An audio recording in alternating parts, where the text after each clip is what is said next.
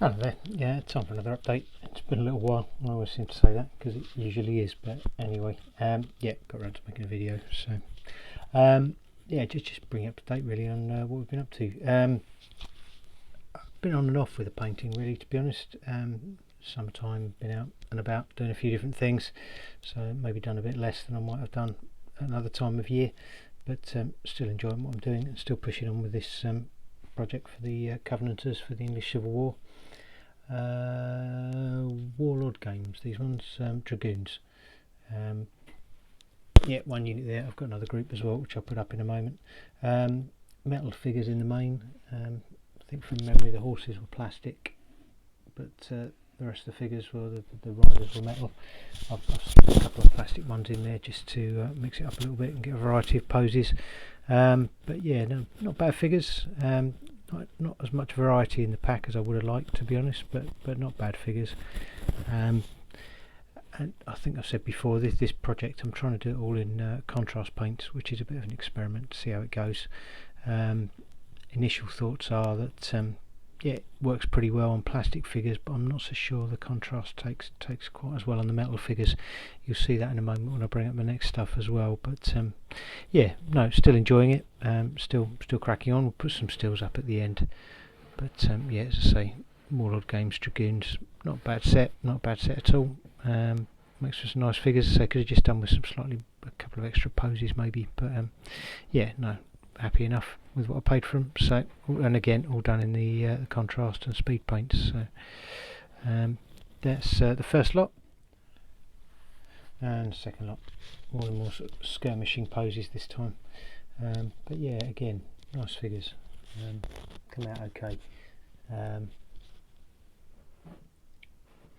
Put them on. I'm trying to put with these. I'm basing them up to play with the strongest English Civil War variant, so you don't need to worry about casualty removal or anything like that. As long as you've, as long as what your unit fits in the box, then or the grid, then you've got a unit. So it gives you scope to make the basing a little bit more interesting.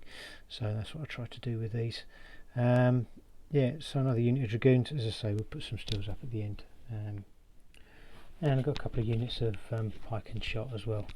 This is the first one. These are Perry miniatures, and this is what I mean about the contrast on the metals.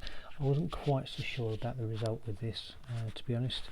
It still looks okay, I think, and for the amount of time I spent, you can really rip through a unit, which is means I'm going to get these on the table a lot quicker than I would otherwise have done. But yeah, as I say, just not so sure that the contrast takes as well on the metal, but not a bad finish. I'm happy enough with it. I don't know if I'll stick to this approach for future projects, but it's certainly enabled me to get through this one, which is great. Yeah, it's just, I guess it's a time and effort thing, isn't it? How much time are you prepared to put in to get your troops on the table? With these guys, I wanted to get them done quickly, and it was a useful experiment. So. But yeah, we'll put some stills up at the end as well, backs and fronts, and get a bit more of an all-round view. But Perry miniatures, really nice figures. There's some good variety there in the packs. So yeah, I was happy with those. I've done one more unit of them as well. So yeah, it's the second pike and shot unit. These are a little bit more in the middle of the action, lowering the pikes, firing their muskets. And command at the back, nicely tucked out the way, because they don't want to be right in front of all the pikes when they come down. So yeah, again, another nice unit. Really like the figures. Really pleased with them. Yeah, Perry's. You always have to do a little bit of cleaning up and cleaning off the worms, but that aside, nice figures. And with the worms, as if you've ever done them before, you always know you always miss one. You go over the figure several times trying to make sure you've got everything, and you always miss one. It's just the way of the world. But yeah, once I started painting them, I tend to just paint over them, to be honest. I'm not going to try and take them off and then repaint again. So yeah, but no, they come out alright. Again, nice variety in the figures, nice variety of faces and slight poses. So yeah, they work well. Yeah, so that's it really. That's what we've been doing. That's the update. So we'll put some stills, but other than that, yeah, it's been a bit quiet. As I say, I've been in and out with the painting, but still getting things done, as you can see.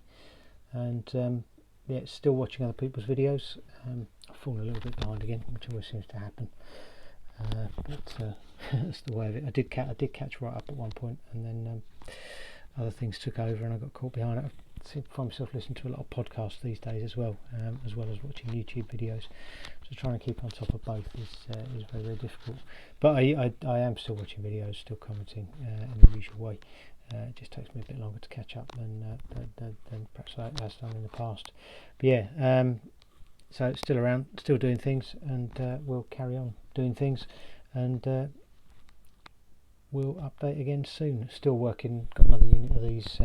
It's just a commanded shot unit of Covenanters this time that I'm working on. That's nearly finished, so that'll be part of the next video, I imagine. And yeah, we'll keep the updates coming, and if you keep your work going as well, that's great. And thanks for the comments, subscribes, likes, everything else, and we'll speak to you again soon. Take care.